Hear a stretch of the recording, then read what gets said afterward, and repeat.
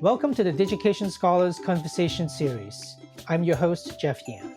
In this episode, you'll hear part one of my conversation with Lori Pierce from DePaul University. More links and information about today's conversation can be found on Digication's Twitter, Facebook, and Instagram. Full episodes of the Digication Scholars Conversation Series can be found on YouTube or your favorite podcast app.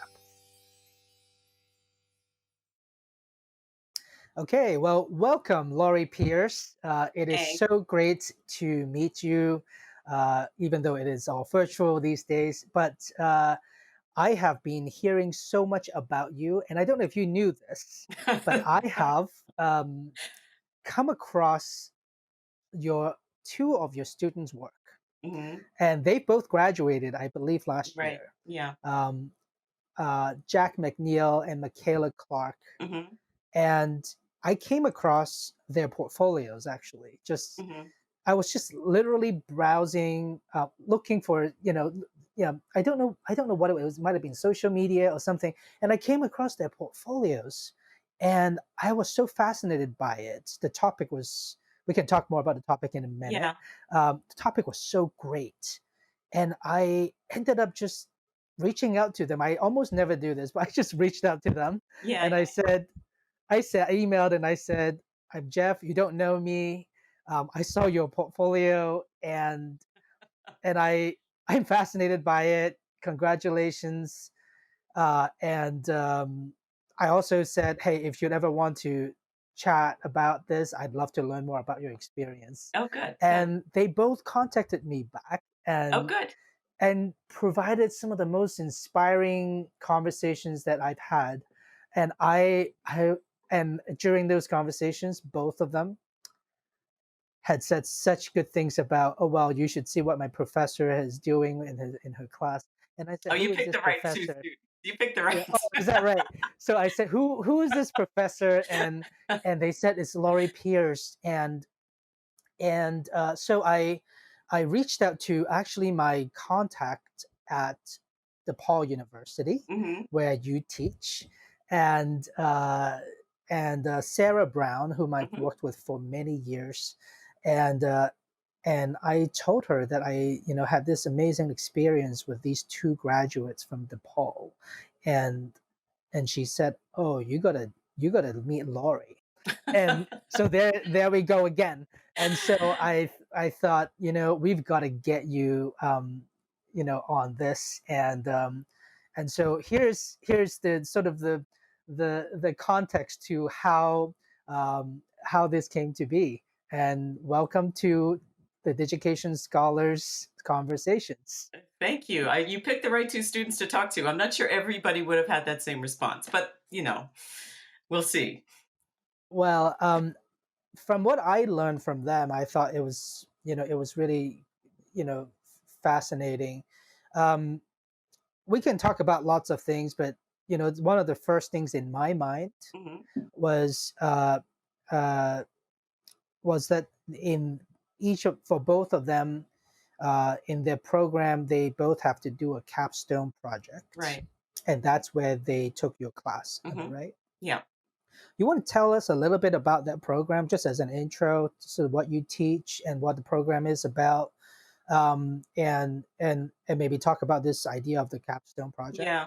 The everybody at DePaul, all the students at DePaul, it's part of the, kind of the liberal studies program. So they have a certain series of things that they're supposed to do. And every major has some version of a capstone. So, our learning outcomes say the entire university has to participate in this. So every department, every college has different ways of doing this. They're supposed to do it in their last year. Some do it in a quarter, some do it in 2 quarters, they do it across a year. Most of the time, the courses are offered for 1 quarter only. So, our in African and Black Diaspora Studies, ours is 1 quarter. All the majors have to take it. Sometimes minors like to take it. There's some flexibility in terms of, different majors. I had a theater major contact me yesterday, and she said it was okay. Their theater school said it was okay for her to take our capstone. So it's kind of flexible. It doesn't have one set thing. In ABD, I started teaching the class 4 or 5 years ago, and what originally the goal is to create some piece of research, right? Is to give these students a chance to kind of bring together their entire, all the work that they've done in ABD and maybe in other classes and do some form of some kind of a research project that typically takes place in the form of, a standard 15, 20-page paper. Um, I started to think about doing it differently because when you say 15 to 20-page paper to students, their eyes roll around in their head and it's very intimidating because, and mostly because they don't get many chances to do it. Again, quarters, 10 weeks, we just don't have time to engage in that kind of sustained research. So my intention was, my idea was if we could find a way to use some online platform. And at the time, I didn't know anything about Digication. I knew it existed, but I didn't know how people are using it. So I thought maybe if is there a way to take some kind of platform so that they can, break out of the idea that they have to write a big research paper, still do the work, but find a different way to present it. Part of the learning goal for the class is that they have to make a presentation of some kind. And typically what we've done is just they stand and deliver like, any academic in front of any audience. So, but my thought was, well, we have blogs, we have all access to all of this. Why not? Why are we doing this the same way? Why, just because this is how we were trained to do an academic presentation, why can't we do something different? So I decided to when I found out, I talked to Sarah about Digication and kind of looked to see what it was being used for, and I just took a chance. A lot of the students use Digication in like WRD in their first year. I don't think they get the best experience with it because it's just kind of they just put stuff on the platform. So I don't think it's getting used to its fullest potential. So I took a chance on it. This is 2 years ago. I just thought, well, let's just see what happens. We engage in the same process. They still have to do the research, they still have to do the writing, but they also have to find a way to present it that's more creative and make somebody else want to look at it. Academic work is not usually what people want to see. Most people don't want to read the stuff that we write, for rightly so. But if you come across somebody's website, and it can be about anything, and if it's exciting, engaging, and it draws you in and it teaches you well, that's what scholarship is supposed to be about. You're supposed to be engaging multiple communities. You're supposed to be able to take your research and have it have some kind of impact on somebody else. And a 15-page paper that they write and then, never see again, it's like, well, who cares about that? So I'm still trying to figure out, we haven't figured it out quite yet, but what Michaela and Jack did were pretty close. They were getting closer to what I wanted to see, just to kind of see how it worked for them.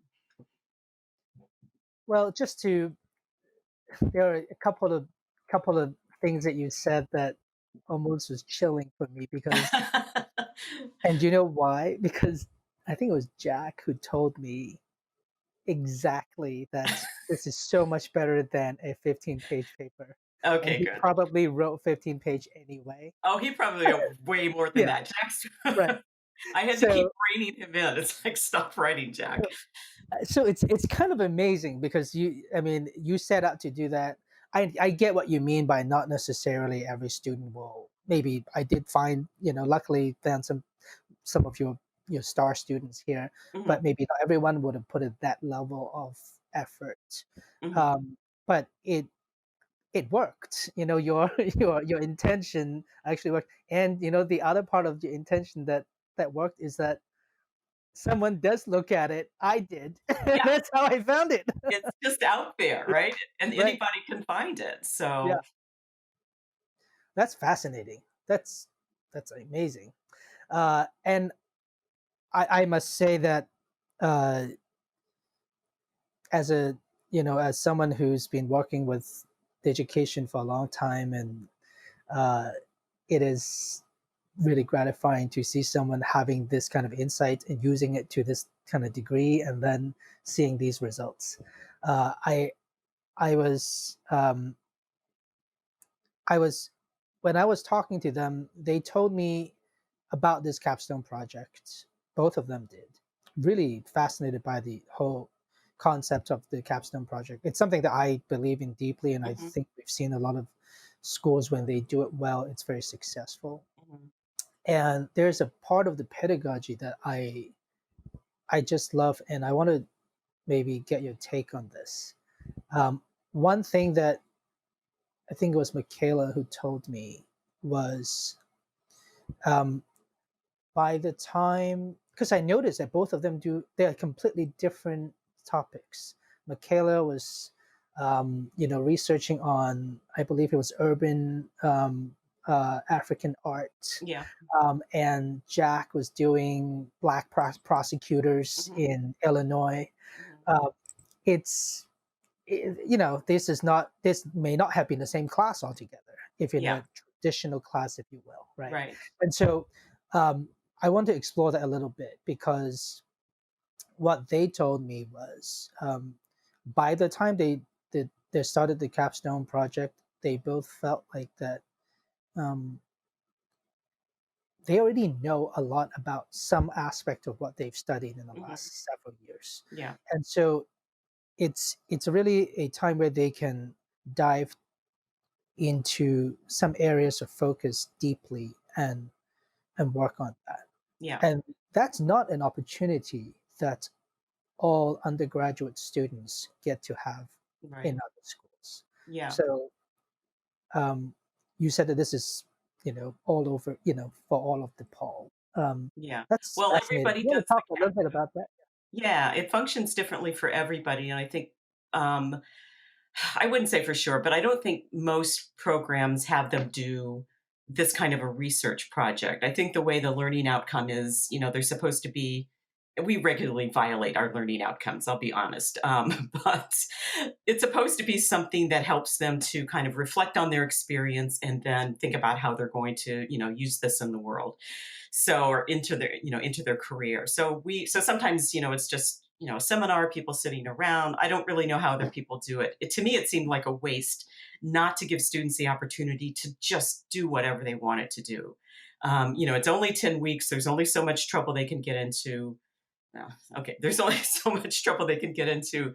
And some of them are just dying to say something else, right? They take all these classes and nobody has ever engaged them on the topic that they were interested in, or they started to get interested in a topic. I had a student in that same class. He was in health sciences, and he had started a project where they were talking about Black health disparities in the African American community, and he didn't get a chance to finish it. So he took the capstone and was able to kind of work through some of the things. Didn't It wasn't great, but it was, he got to finish what he wanted to start, what he started. And you're right. Most undergraduates don't get a chance to do that anymore. I did it when I was a senior in college, way back in the 20th century. And we just made something up. And then it was your job to find the resources, find your sponsors. We just made it up. So the trick with them is that they're so used to thinking in a kind of confined way, right? The teacher gives you the prompt and you do A, B, and C, and then you get graded on whether you actually accomplish that. So, a lot of times they walk into the capstone is like, nobody's ever told them to just do whatever they want. So sometimes, it's taken a week or 2 or 3 weeks for them to really, no, I mean it. Do whatever you want to. No, no, no, you can do it. Doesn't have to be something that I'm interested in. So it only has to do with African and Black diaspora studies somehow, something they've learned, something they want to know more about. So, yeah, I try to think of it or encourage them to think freely and creatively. And the point of using the online platform, using Digication, was it could also break them out of the mold of thinking it had to be a paper, right? So you go into websites now and it's everywhere. You go in and you look and see, things are, um, you know, they don't go in a linear fashion, right? So you can read a website out of linear fashion. I just am interested in this image or this person who's talking about this. Nothing online moves in that fashion unless you make it a linear process. So, and that's good news and bad news. You don't necessarily get the flow of everything, but it also gives you a chance to think about many things at once without having to worry about how they're connected or how closely they're connected.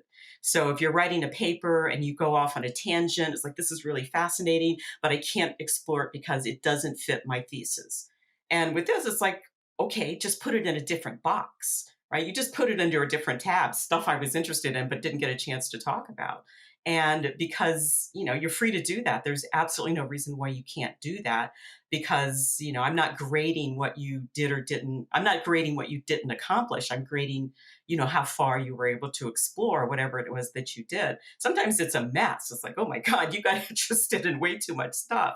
But it's, if they have a chance to kind of play with it, to me that's more gratifying for them as students than it is if they, wrote a thesis that somebody would then publish in some student academic journal and, blah blah Right. blah. So I totally agree. I feel like I really just found my tribe here.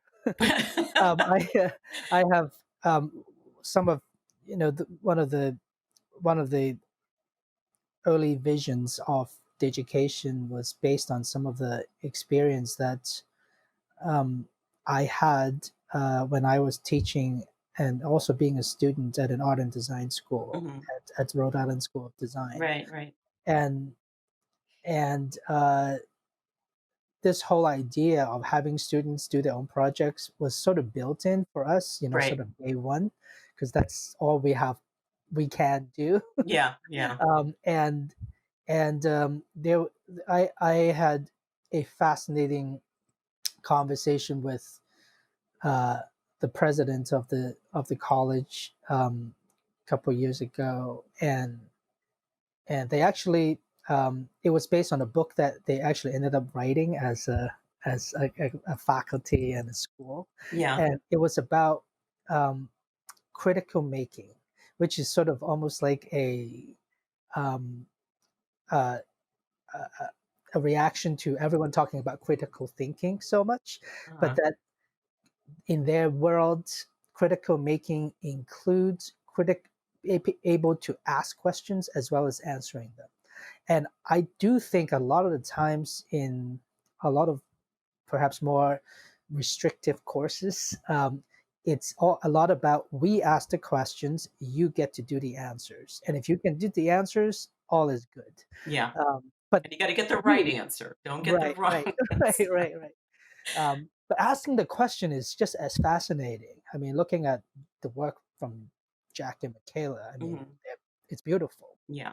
Yeah, that's I mean, I it's one of my favorite things and the thing that we do pretty poorly was teaching students how to ask a good question. I used to have a list of, questions that, the difference between a good question and a bad question. And, I always tell them at the end, it's like the best question is so what?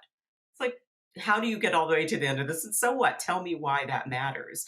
Or, because they're not used to thinking you're right that they have answers too, right? Or that they can't propose a question. So it's so, I feel the high school teacher kind of squeezing down around them. What's the answer? What's the answer? So it's no wonder that they have a hard time coming up with questions. They can kind of, but if you take them out of that environment, they have all kinds of questions. They have all kinds of, crazy things that they do. It's like, where did you come up with that idea? It's like, yeah, Yeah. I wasn't in school, so it doesn't count. It's like, that's the most important thing. Right, right. So trying to make them feel like they can bring those two things together, something that's totally off the wall, and then take it into the classroom and, that's your question. Go find the answer or just keep asking more questions. Just because you have a question doesn't mean you have to answer it. Doesn't mean you have to answer it right now. And it might be, if you come up with an answer, it might be the wrong answer. You might have to, yeah, we get stuck on this whole kind of, if you're in math, you can do that. There is definitely a right answer and a wrong answer in a math class. But in the humanities, that's crazy. That's insane. Yeah. I um I'm interested in so many things that you're talking about. I felt like my mind is just going all over the place, but let me try to focus and ask you something that I absolutely want to learn about. Mhm. Specifically in the context of the um, subject matter, the major that Mhm. you teach. I believe that Jack might have been a minor, Michaela might have been major, something along those kind of I think lines. Jack was a double major in political science and ABD, and Michaela was definitely a major. Right.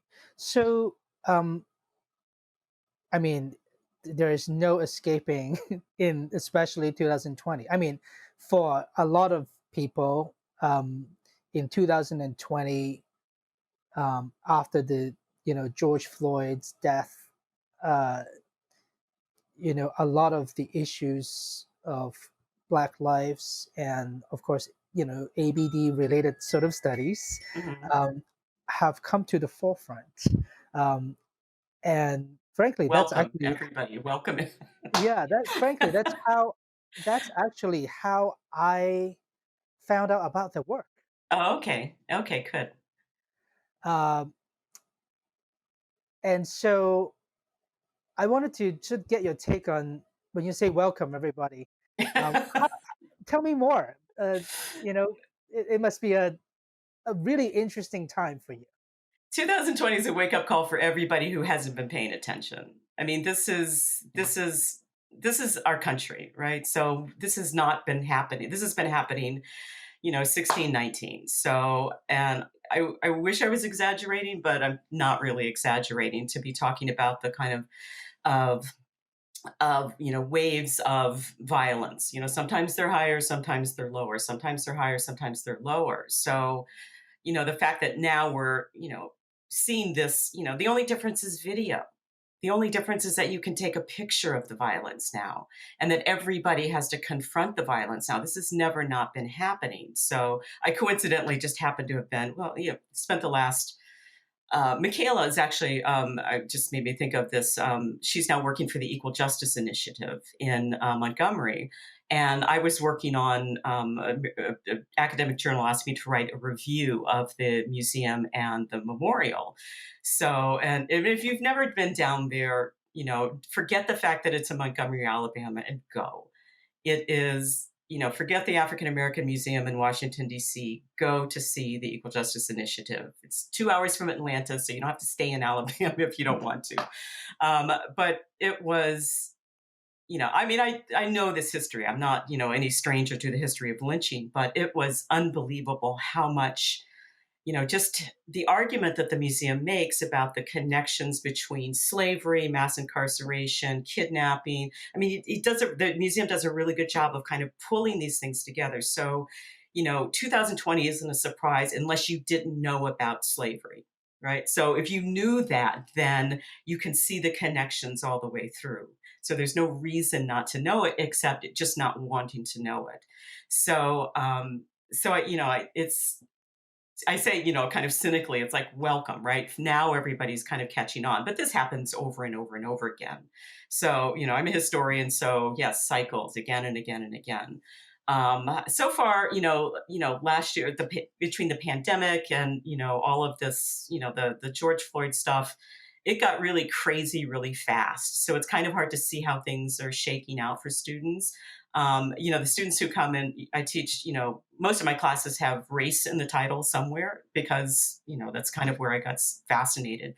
And, students come in, we've been having the same conversation, 7, 8, 9 years. We've never not been having a conversation about violence, about, racism, however we want to have it. And so for those students coming into for students of color coming into those classes, they kind of breathe a sigh of relief. It's like, oh, finally we get to talk about this and not get looked at like, why are you making it about race? They finally have a place to, or just one class to be able to say, I thought I was crazy. I'm not crazy. This is really happening to me. So, like I said, we'll see how it shakes out in once we get back into the classroom and kind of see how, because this circumstance is so abnormal, it's kind of hard to see. I don't know for the capstone how I'm going to have them address that yet. I want to do something, but that because I figured a lot of them are going to want to talk about it in some way. I'm thinking about using there's a book, The Condemnation of Blackness by Khalil Gibran Muhammad, and it's about the kind of criminalization of Black bodies from, I think he goes back to the Jim Crow era. So I'm thinking about using that as a focal point, and then having them take some part of that and build their project around that. I'm still on the Ask fence their own about it. questions, right? Ask your own questions, right? If they have an idea, this a student I was talking to yesterday, she has an idea, and all we have to do is make her idea fit into that book and fit with some theme. And it's a book about African American. It's like you can't go wrong. There's no way to miss this. There's something there. So yeah, I'm still working on how to work the capstone this quarter, given everything that's happening. So it's a work in progress so far. I'm so fascinated by this because not only because of the subject matter, and it matters even so it like you said, it's being brought to the limelights today. And Mhm. and it's important. Like, I have children, and for whatever reasons, it was not a topic of discussions in my household on a day-to-day basis, Mhm. right? But yet when this happened, when George Floyd, and subsequent, all these stuff is happening in the last few months, we are able to have a lot more conversations. And we went to a march, and we did, Mhm. we did so many, like, we're able to feel like we can, it to frankly, I feel very ignorant from before. Mhm. And probably a lot of people felt that way. So when you say welcome, I also take it as a yes. That's great. Not calling you out. I'm not calling anybody. um, but I also wanted to sort of, talk about it as, a really interesting aspect of today's students. Mhm. And maybe it's a bit of that sort of millennial, whatever we call the current generation is Right. now. Um, there is a certain amount of mission and passion driven people today that I felt like that when I was a kid, when I was going to college. I'm Asian. My parents were definitely. I went to an art school, by the way. Yeah. And then They your parents let you get away with that. That's pretty good. well, let me tell you the trick. I went to study architecture. Ah, okay, there you go. I don't think they knew I went to an art school. They just, they was like, "Ooh, he's in architecture. That's great," and they didn't know that I went to the artsiest architecture school that there is. Um, Yeah. but the interesting thing is that, um, you know a lot of students today, I find, have a lot more of this, uh, sort of mission and passion driven, lifestyle and expectations of themselves. Mhm. Uh, I think that's really great. Mhm. Um, and more people are supporting them too, Yeah. including parents and whatnot. One thing that I feel like they get sort of pushed back on, and I really hope higher education can really help address this, is that there is this constant attack on why you don't need a liberal arts education. Just go and get, like, you can study something that can land you a job. And so, by the way, I didn't know where Michaela ended up, when I Oh, good. first contacted her, because I just saw. I did find out after speaking to her, but when I first saw her work, I just thought this was great. Just the merit of the work itself is interesting. Mhm. Yeah. As as an artist, I was looking at. I actually found it because um, I was looking for urban art, Oh, and, cool. Yeah, yeah, yeah. her stuff just came up, Oh, and cool. some of it doesn't exist anymore in real world, right? It's been taken down, so she has some of that, and so, I just thought that's great, and I just was so amazed after I spoke with her, because I had knew nothing about Right. her, and I just said, "This is great." It was just really almost like a, a, a moment of, hey, this is great, someone deserves, the recognition, that's all. And I Right, just right, thought right. I'd say congratulations. After speaking to her, though, she told me about her, after after graduating, she has become a fellow at Mhm. the Equal Justice Initiative. And for those maybe listeners who may not know, this is, the Bryan Bryan Stevenson, right? Stevenson, yeah. Bryan Stevenson, who's the author of Just Mercy, and also the book, recent movie based Yeah. on him. Mhm. Um, and he's the person who, he was a graduate of Harvard, and ended up going to, Alabama, Mhm. after graduation, and set up a nonprofit to fight for, um, people who've been wrongfully put on death row. Mhm. I think that's how it started, and this has Yeah, been yeah, yeah. decades now. And he had successfully been able to, get a pretty large number of people, off of death row Right. because they were they were there wrongfully in the first place, Yeah. oftentimes based on race. Mhm. Um, and and I thought, and I looked at that, and it's a very successful organization. Oh my And I god, looked at yeah. that and I said, Michaela, you like you just landed like a literal dream job, that Yeah, no, I was jealous when I found out. right? Like, It's I a want dream that job for job. so many people. Yeah. Um, and um, and and that really contrasts the people who knock on someone who's going to major in, you know, African studies, and the and the parent that immediately goes, well, how are you going to get a job, Right, right. right? Or people who majored in other liberal arts majors, especially philosophy, etc. How are you going to get a job? Yeah. Political science, um, and so I just find it to be not only fascinating but a real testament to the fact that they got the space to explore and play and ask questions and research, and then that turned into and I don't want to say it's not necessarily just that one portfolio that did it, Right, right. but this space allowed them to turn that into a real profession, a Yeah, successful one yeah, that is anyone could be proud of. And yeah. I mean, uh, that's fascinating. the results of liberal arts work of any kind aren't tangible. They're not supposed to be. You're not supposed to be able to monetize your creativity. I guess that's probably. I want to insult the artist out there by saying you can't monetize your creativity, but that's not the point of doing it. If you're really doing it right, you don't care where the money comes from. You don't care about that. But that's a luxury. That's a first world problem. That's a luxury that most people just don't have to think. My students come in, it's like, I can't afford to do this class. I can do this one class, and that's it. I have to be out of here. I got to be able to pay back my loans. And it's a real, it's a real problem, but it's a problem of our own making.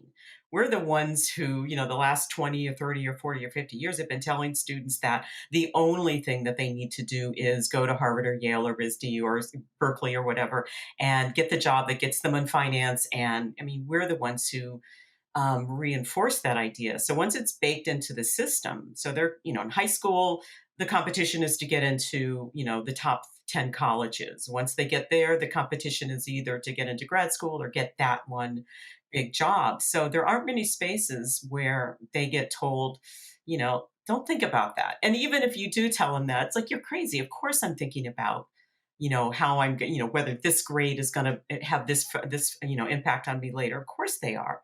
So it's kind of I feel a little bad sometimes telling them, it's like, don't worry about that because they have to worry about that.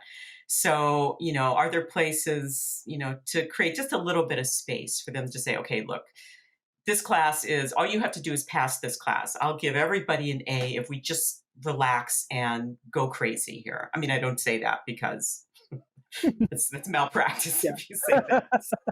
Right. But I want them to have the feeling that it's okay to do that here and to not worry about. And when I push them on is skills. It's like, you're going to forget the content here of every class, but if you learn to ask good questions, and engage well and communicate your ideas. So, how well are you communicating? It doesn't matter what you're saying. If nobody can understand it, then you've wasted your time. So, if we want to, if I, when I push skills on them, it's like reading, writing, thinking. So, here's something you read. Can you explain it? Can you explain it without typos? Can you explain it so that somebody else understands it? So, for me, it's just trying to walk the balance between making sure that their skills are strong enough so that when they leave they have some more confidence, and then giving them the freedom to we're just going to get in this big sandbox and we're just going to play with these ideas, and maybe we'll get to some kind of theory, maybe we'll get someplace that is sophisticated, maybe we're just going to have 10 weeks where we have a long conversation, and along the way you write some stuff that I feed back and say, you really need to read, you need to catch your typos. You need to, and I catch all of that stuff for them. So it doesn't really balance, or maybe it does, maybe it doesn't. But that's the way I resolve the problem, which is I'm going to give you the skills, but we're going to Yeah. play. This concludes part 1 of our conversation with Lori Pierce from DePaul University. To hear part 2, be sure to subscribe to Digication Scholars Conversations on YouTube, iTunes, Spotify, or your favorite podcast app. Digication Scholars Conversations is brought to you by Digication, a technology platform powering the most innovative e-portfolio programs in K-12 and higher education. Our website can be found at digication.com. This episode was produced by Drew Albanesius. If you enjoyed today's conversation, please like, subscribe, and share with a friend. Thanks for watching.